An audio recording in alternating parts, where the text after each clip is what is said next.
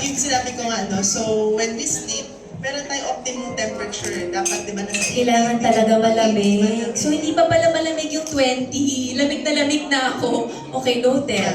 So, 18 talaga. 18 degrees now. Okay, okay. So, it's really important because you have to cool ourselves, right? Tama. That's why yung field rest po, nag-o-offer siya ng mattress ng gel foam. Yes. Foam. Actually, all of the mattress has the pressure relieving gel memory foam.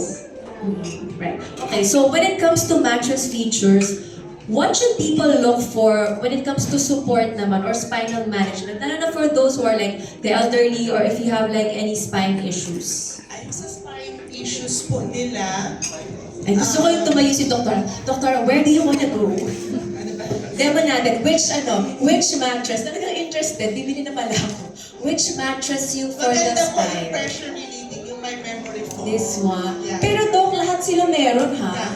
I just want to point out, all of these 4 mattresses exclusive here at our home has the pressure relieving gel memory foam.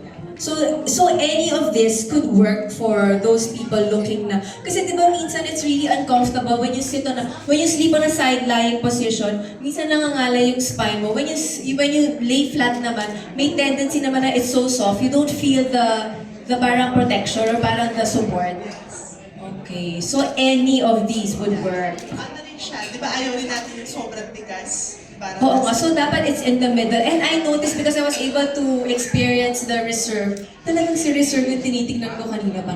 It has the right support, but it's not too soft na, alam mo yung feeling na nanulunod ka in the mattress.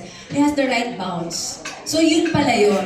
Whether you're into a more stable mattress or yung gusto mo malambot, I think the Reserve is the right mattress. Whether you're looking for a soft or a more supportive one, no? Tama? Okay, last question. What should consumers prioritize when shopping for a mattress? Because a mattress is something that we can't replace in a year, diba? So we really have to invest in it. So what is that one thing?